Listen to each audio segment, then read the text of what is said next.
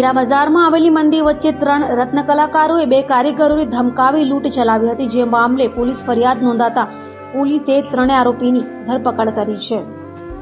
સુરતમાં ગુનાખોરીનો ગ્રાફ વધી રહ્યો છે, ત્યારે હીરા બજારમાં આવેલી મંદિરને લઈ રત્ન કલાકારો લૂંટ કરવા નીકળી પડ્યા હતા। વરાછા મિની હીરા બજાર ખાતે મળસ્કે ચપ્પુની અણીએ 2 કારીગરોને ધમકાવી 3 રત્ન કલાકારોએ ચપ્પુની અણીએ લૂંટ ચલાવી હતી, જે સમગ્ર ઘટના સીસીટીવીમાં કેદ થઈ હતી, જેના આધારે પોલીસે તપાસ હાથ ધરી લૂંટ કરનાર આરોપીઓને ઝડપી પાડ્યા હતા। તો લૂંટ કરનાર રત્ન કલાકારોએ જણાવ્યું હતું કે ખર્ચો ભરવા માટે લૂંટનો પ્લાન બનાવ્યો હતો। હાલ તો પોલીસે વધુ તપાસ હાથ ધરી છે।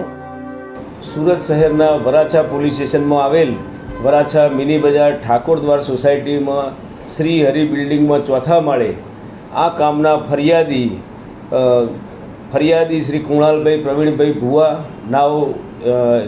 નાઓનું હીરાનું કારખાનું છે અને તેઓ CVD ડાયમંડ બનાવવાનું કામ કરે છે।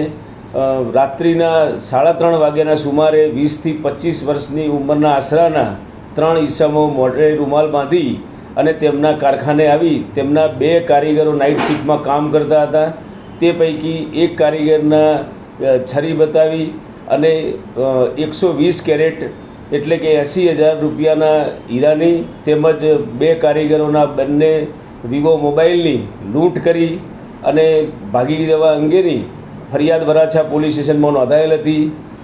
આ બાબતે માનનીય પોલીસ કમિશનર શ્રી અનુપમસિંહ ગેહલોત સરના માર્ગદર્શન હેઠળ અને સૂચના મુજબ સ્પેશિયલ CP સેક્ટર 1 સરના માર્ગદર્શન હેઠળ અને DCP ઝોન 1 સરની ગાઈડન્સ હેઠળ વરાછા પોલીસ સ્ટેશનના PI તથા તેમની સર્વેલન્સની ટીમે તાત્કાલિક આ બાબતે તપાસ હાથ ધરી અને આ કામે કુલ 3 આરોપીઓ તથા 1 જુવેનાઇલની ધરપકડ કરેલ છે।